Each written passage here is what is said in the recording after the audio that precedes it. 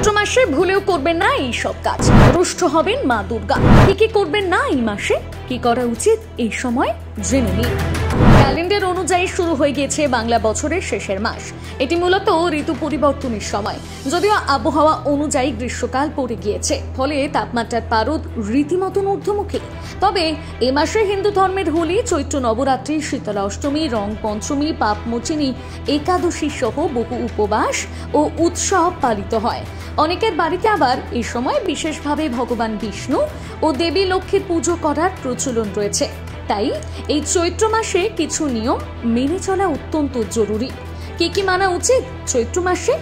ঋতু পরিবর্তনের কারণে এই সময় নানান রোগের প্রকোপ বৃদ্ধি পায়। তাই চৈত্র মাসে প্রতিদিন সকালে খালি পেটে কাঁচা নিম পাতা চিবিয়ে খাওয়া উচিত। এর ফলে পেটের অসুখ থেকে মুক্তি মেলে। এই সময় কম নুন খাওয়া ভালো। এই মাসে অন্তত 15 দিন নুন ত্যাগ করা উচিত।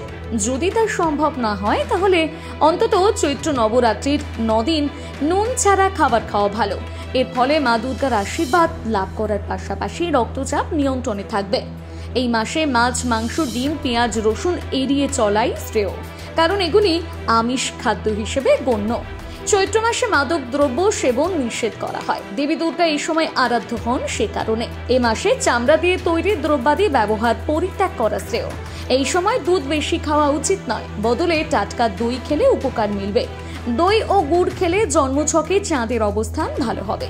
এছাড়া এতে পেট ঠান্ডা থাকবে, মাথাও শান্ত হবে। চৈত্র মাসে হজম ক্ষমতা কমে যায়, সে কারণে এই সময় ভাজাভুজি যতটা সম্ভব এড়িয়ে চলাই ভালো। বদহজম, বমি, পেটে ব্যথা চৈত্র মাসে লেগেই থাকে। সেই কারণে এই মাসে হালকা খাবার খেতে বলা হয়।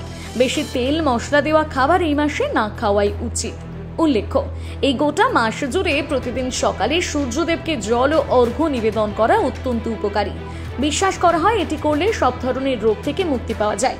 সেই সাথে এই মাসে দেবী দুর্গা ও ভগবান বিষ্ণুর আরাধনা করা বিশেষভাবে শুভ বলে মনে করা হয়। সম্ভব হলে এই সময় ভগবান বিষ্ণুর মাছ অবতারকে পুজো করা যেতে পারে। এতে দেবী লক্ষ্মীর কৃপা লাভ হয় এবং অর্থনৈতিক অবস্থার উন্নতি ঘটে। বিশেষ দ্রষ্টব্য, এখানে আলোচিত সকল তথ্য কেবল ধর্মীয় বিশ্বাস ও আস্থার উপর নির্ভর করে লেখা। বিস্তারিত জানতে বা প্রতিকার পেতে অবশ্যই বিশেষজ্ঞের পরামর্শ নেওয়া জরুরি।